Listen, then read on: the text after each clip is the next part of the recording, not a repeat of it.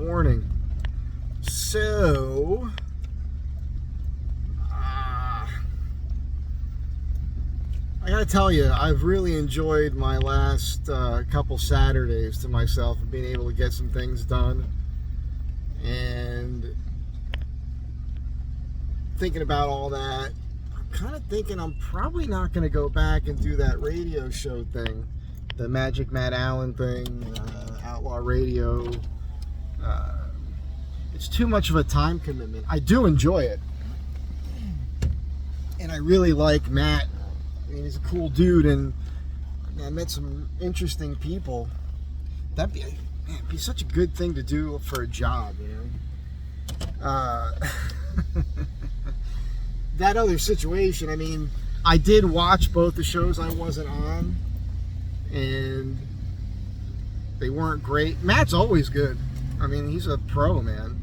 But that situation with his brother, I didn't know. You know, and I also didn't know what I was getting into when I showed up there initially with that first interview when they had me on, just because I was friends with Sarah, a.k.a. Wonder Hussy. And he asked me back, and I went back 6 times in a row. It was good, and I didn't even realize what was happening when I was there, as far as Matt's brother Marty kind of messing with me, because that doesn't faze me, man. I didn't even realize what was happening at first. It was more about that last time when he was doing it, where I was like, this guy's kind of an asshole. But I had seen other things between the brothers, you know, and you know, Matt will regularly call his brother stupid and all kinds of things, and like, okay. And then it was interesting in my own comments on my videos that I would do after the show, you know, a day later, a couple days later, and that was interesting because a lot of you guys, my subscribers, you guys are super kind to me, man. Thank you. The accolades are almost a little over the top sometimes, because you guys are saying things like you wish I was doing the interviewing. You know, because you think I would do a better job and be more interesting and that sort of thing. I don't think you're wrong. You know, and everybody is hitting me up on this now. Ever since seeing me on there, a lot of the friends I've had going back decades who were already kind of on my ass about this, like, you got to be doing this. You should be interviewing people. You should be doing a podcast. It's hard for me to accept the idea that anybody would want to watch it. Wow. This Tesla in front of me just drove around the passenger side, the right side of this van, at this intersection to get in front of him because he wasn't going fast enough. The thing about Tesla drivers, it used to be BMW drivers, right? The BMW drivers in Los Angeles were pretty much always the worst, never used their blinker, just did what they wanted to do and expect you to be okay with it and give them some sort of wide berth or something. I don't know. Well, those people became the Prius drivers. And now the Prius drivers have become the Tesla drivers. It's interesting, on a vehicle that's as costly as a Tesla, the blinkers don't seem to work. I don't understand that. You would think, you know, the huge, very expensive vehicle, state of the art, you would think the blinkers work. Anyhow. And they got this giant TV screen here on the dashboard, so everybody sits at the light and they start playing with this, and then you're sitting there, light turns green, and you're like, okay, asshole. Let's go. Watching Scooby-Doo on there or something. As I was saying, yeah, it's I don't know. I thought about, you know, that thing, I did that video after the Robert Carradine episode, and I revealed the truth about myself as far as pulling out of groups of people, because maybe there's one douchebag and it sets me off in my mind, and once I start having those negative thoughts, I don't like being in that headspace, and I don't want to lose it and get into a physical altercation with somebody, so I will pull away from the group in my mind for the betterment of the group. I got over that. I talked to Tattoo Dave about it, and I was like, well, look, this is not a big deal. It's not a big deal. I'm not intimidated by that, dude. I was like, well, maybe I'll go back and have fun with it and just screw with them. Like things like, well, Matt, there's very smart people in the world, but then there's people like Marty, and just do stuff like that the whole time and just give them little digs. Look, where I come from, we have venomous tongues. We can say the thing. I could say some things to that guy. He'd cry himself to sleep for the next 6 weeks. And I thought I could do that. And I kind of feel like Matt likes the idea of that sort of thing. I think he probably thinks it's entertaining for the listener to have bickering and back and forth and the blow-ups. And again, it goes to that morning zany radio format idea. These are the regulars. They're here no matter what.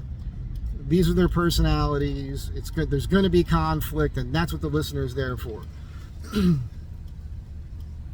There might be some truth to that, but that's not something I want to be a part of. Just don't want to do it. I thought about it. I was like, I could do that easy. It'd be so easy. But then I realized that would be me not being a nice person. You might be more entertained by it. I guarantee you'd get a kick out of it, because I'd be like, my friends love to get a rise out of me. I got friends that love irking me or pissing me off because they think it's entertaining when I lose my shit. The ones that I've cracked, I've got this, well, whatever. I don't want to get into it. It doesn't work out for them all the time when they do that. But they find it entertaining. The thing is, I don't like being in that headspace because, again, I want to be a happy guy. I want to be a nice person as often as possible. I try to end every video telling you to be nice. You see me on the drive. You see when I get irked at something and I have that little moment. That's in me, man. It takes work for me to a lot of the time my initial thought is something not nice. I've got this crucifix hanging by the mirror in my van here. I drove by a building with iron workers, and these guys will wear these wooden hand-carved crucifixes, and job site, with the plywood walls up, and I looked down on the sidewalk and it was laying there, and I realized it must have come from one of the workers. They must have dropped it, and I took it as a sign, like it's a good luck thing. And I feel like having this thing hanging from my rear view mirror makes me a better human. I'm not a religious guy, man, but it's great because I might have a bad thought or say something, and then I'm looking out the windshield and I look at that and I'm like, okay, I'm sorry. It's just me in the car, me and the Lord, the co-pilot here. So, but that's really where my mind is at, of just, I've been a happier person. My life has been so much better in the last 6, almost 7 years now. So I had this turn in my life, and I would just rather be in that headspace. I don't want to be in a spot where I got somebody digging at me, because the guy's clearly threatened by me, and he's got these issues, and he just cannot help himself from cutting me off and just saying all kinds of dumb things to me. And I'm just gonna sit there and be like, because if I sit there and take it, which would be my normal proclivity, that would be what I would normally do, and that's what I was doing, because at first I didn't even notice it. As I mentioned, I had no idea it was even happening. It was many times. If you wanted to go back, you're not going to go back and listen to those shows, but if you did, you'll hear Matt going off on Marty when Marty's messed with me or cut me off or shut me down. And I remember, and you can see my face because I'm looking at Matt like, what happened? Like, to me, that wasn't a big deal. That's a man thing. I get it. You could do that. It wasn't until after 6 times being there, and then that last time, the culmination of it all, and then that last episode where he was really doing that, that's when I realized, like, oh man, this guy's got a problem. He's real. Like, that's not just an act or anything between those two guys. And And then like I was saying, I did watch the last 2 weeks. It's been pretty bad. I'm not going to sit here and say I made the show better or I drew numbers to it or anything. I don't know if that was true. I'm not that full of myself. But I think Marty hurts the show. I do. I don't know that he has actual fans, He might. But I don't. That's a weird situation for Matt to be in right there. Because his show could be better. But then again, it's a commitment of time, right? So it's depending on traffic. I leave early, and I usually get there early, but typically it's like a 25-minute drive. It's not that big of a deal, but it could be an hour. Then it's 3 hours there, and then you're starving and everything afterwards, and they'll feed you. They'll give you the first couple shows. They gave me some booze and a cigar, and I had to start bringing my own booze, And Jesus Christ, the cost of fuel in LA right now, it's been like close to $7 a gallon. I think it came down a couple cents here this week or last couple days, but still, it's outrageous. Probably the most expensive gas in the country. Maybe Alaska, I don't know. Although I think Alaska has a better deal because the oil's up there. I don't know. What do I know? So it's a commitment of time for me. It's a minimum of 5 hours, out of my day. At least that's what it is on a Saturday, and that's a big deal, man. That's like a job, and you're not getting paid for it. That would be different, if somebody was giving you a few $100s or something for your time, that would be, it would make, at least you cover your gas money and whatnot and make it worth your time. Feel like that sort of thing. I'm not asking for that, by the way. I'd rather have my Saturdays free. I'm not going to abandon it 100%. I'm sure I'll talk to Matt at some point. I do like Matt. And, but I don't know. I do need to start doing these interviews on my own, as I mentioned already. Everybody keeps egging me on. I talked to Matt about it at one point. I asked him after a show one day. I was like, dude, I'd like to do an interview with you. And his response to me was, well, do some more research on me first. No, that's not how I would do it, man. That's a weird thing to say, and I've seen that before. Because I grew up watching interview shows, right? I mean, if you're my age, especially, that's weird. You grew up watching Johnny Carson, right? And Leno and Letterman and all these people.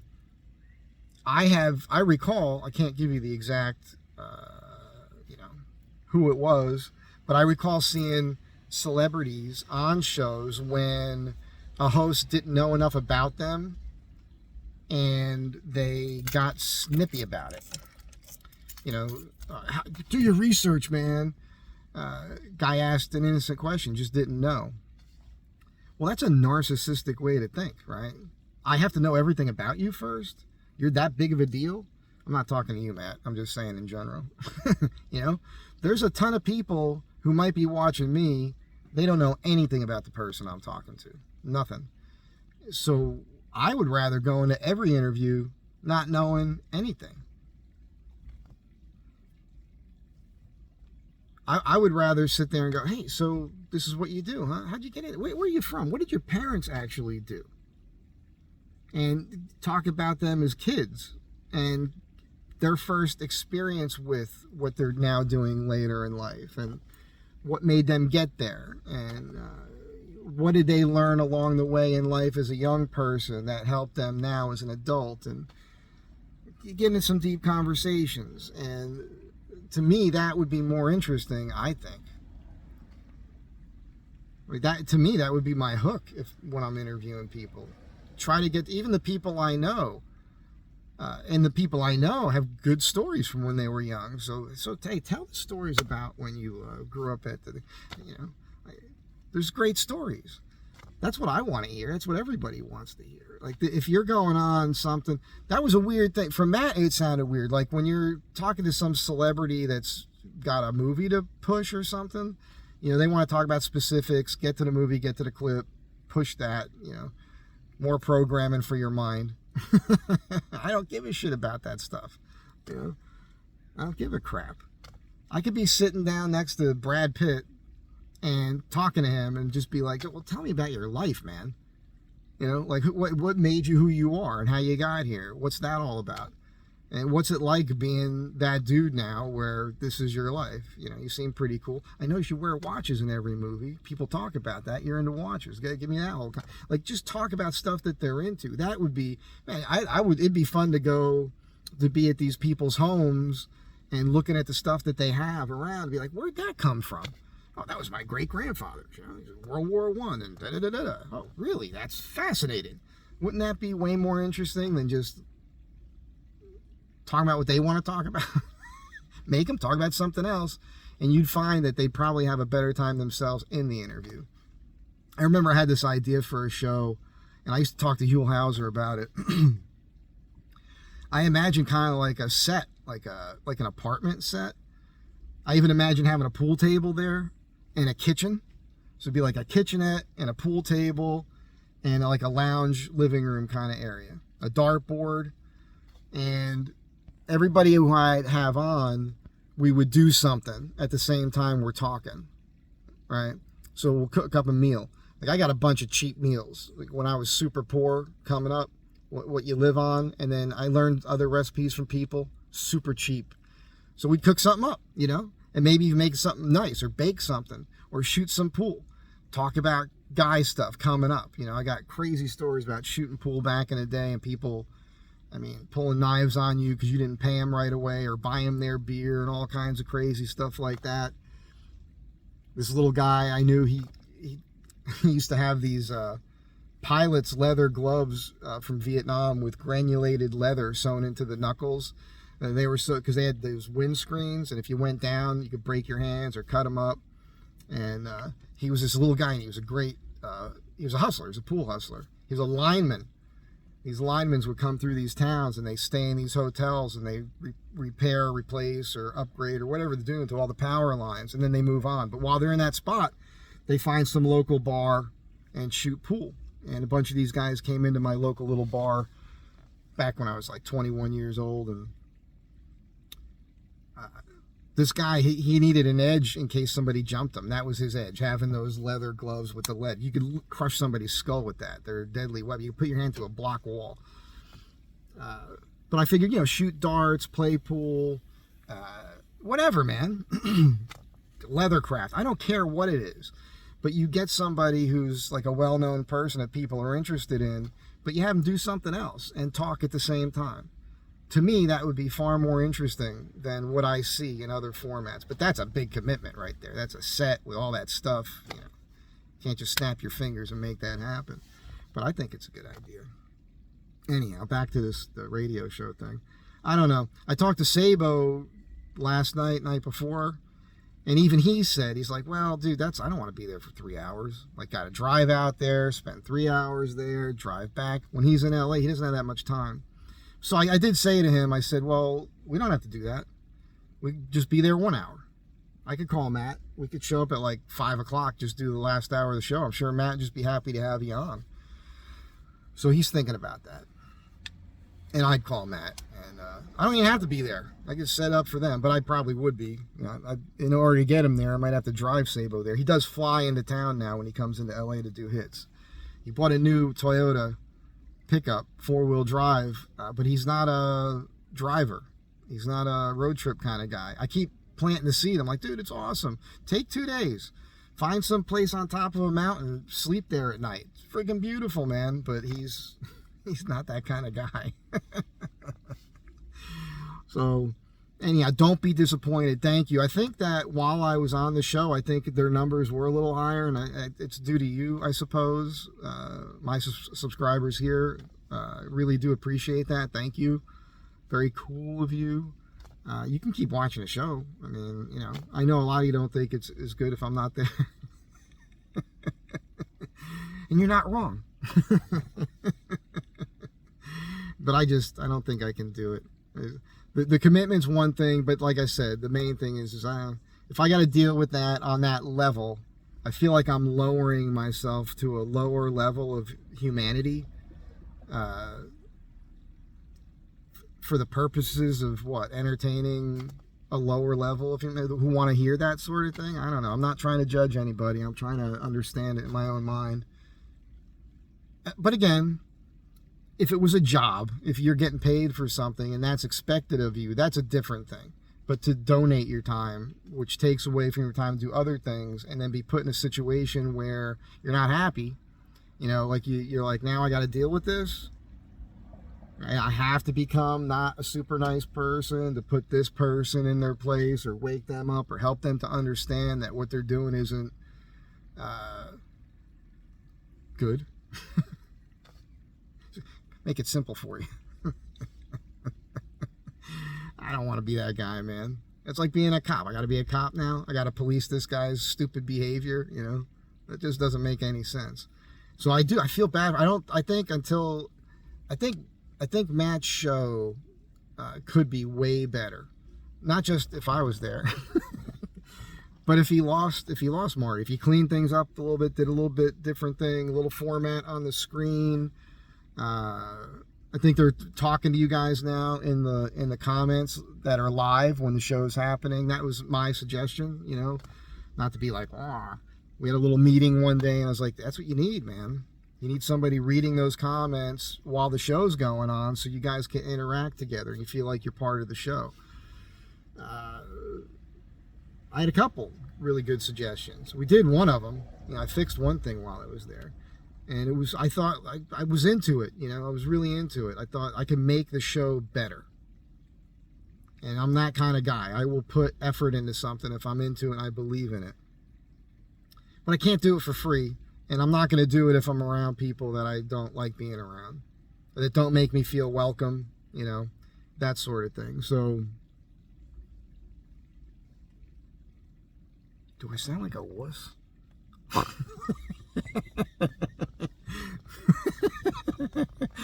Am I the guy that I would pick on for making this video? Come on, man up. I understand that point of view too, but honestly, I don't need to prove my manhood to anybody. And yeah, I just want to be happy and a nice person as much as possible. It's been paying off for me. Be the change you want to see, right? I don't want to be a hypocrite. I don't want to be telling everybody, be nice, be good to one another, and then you guys see me making somebody feel bad on purpose, because maybe they deserve it, but that's not even the right way to look at something. That now you're being judgmental, So, nah, I don't have to do that. So, as I always say, be good to one another. Work on yourself. Work on being a better human being. I'm trying. It's probably even harder for me than it is for you. Anyhow, I'll catch you guys in the next one. Have a great day. You might see me over there at some point. It's just highly unlikely, And as I said, it was fun while it lasted. And I do like Matt and the other fellas and all that. That, like I said, just that scenario is just silly to me. I'm not going to play that game. And have I said the same thing over and over and over again already? Be good to one another. Have a great day. I'll catch you in the next one. Bye.